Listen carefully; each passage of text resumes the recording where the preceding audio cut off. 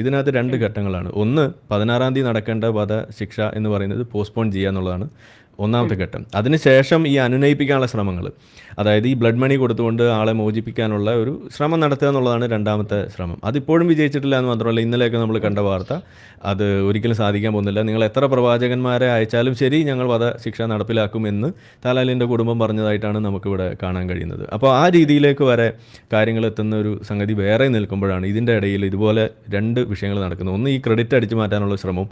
2, ഇതിനകത്തൊരു ഏർലി ആയിട്ടുള്ള ഒരു സെലിബ്രേഷൻ. എന്തിനു വേണ്ടിയിട്ടാണ് സെലിബ്രേറ്റ് ചെയ്തതെന്ന് പോലും അറിയില്ല, എന്താണ് ഇവിടെ സംഭവിച്ചതെന്ന് പോലും അറിയില്ല. കാരണം ഓൾറെഡി 13-ാം തീയതി നടത്തിയ ഒരു സംഗതി, അതിനകത്ത് ലഭിച്ച ഒരു 14-ാം തീയതി വരെ ലഭിച്ചിട്ടുള്ളൊരു തീരുമാനത്തിന് എന്തിനാണ് 15-ാം തീയതി അത് ഞാനാണ് ഇടപെട്ട് ചെയ്തത് എന്ന് വരുത്തി തീർക്കാൻ ശ്രമിക്കുന്നതെന്നാണ് നമ്മൾ ചോദിക്കുന്നത്. ഇത് വേറെ ആരും ചെയ്തിട്ടില്ല എന്നും കൂടി വരെയും ഇതുപോലെ ഒരു സ്വന്തം പേരിൽ ലെറ്റർ പാഡ് അടിച്ച് ഇതുപോലെ ഒരു അല്പത്തരം കാണിച്ചത് വേറെ ആരും ചെയ്തിട്ടില്ല. അതുകൊണ്ടാണ് നമ്മൾ പറയുന്നത്. ഇനി ഇത് പറയേണ്ടത് എന്തുകൊണ്ടാണ്? അതായത് ഇപ്പോൾ മാധ്യമങ്ങളെല്ലാവരും ഉപദേശിക്കുകയാണ്, നിങ്ങൾ കുറച്ചും കൂടി ശ്രദ്ധിക്കണം, ഇത് സോഷ്യൽ മീഡിയയിൽ വാർത്തയാക്കരുത്, ഇതിനെക്കുറിച്ച് നിങ്ങളിങ്ങനെയൊന്നും പറയരുത്, ഇങ്ങനെയൊന്നും ചെയ്യാൻ പാടില്ല, ഇതിങ്ങനെയൊന്നും ചർച്ച ചെയ്യരുത്, ഇത് അവർക്ക് പ്രതികൂലമായിട്ട് ബാധിക്കുന്നത് നമ്മളെയാണ് ഉപദേശിക്കുന്നത്. ഇത് ആദ്യം ഉപദേശിക്കേണ്ടത് ആരെയാണ്? ഈ പറയുന്ന പണി ആദ്യം തുടങ്ങി വെച്ച കാന്തപുരത്തിനല്ലേ, അതിൻ്റെ ശിങ്കിടികളല്ലേ നമ്മൾ ആദ്യം ഇത് ഉപദേശിക്കേണ്ടത്.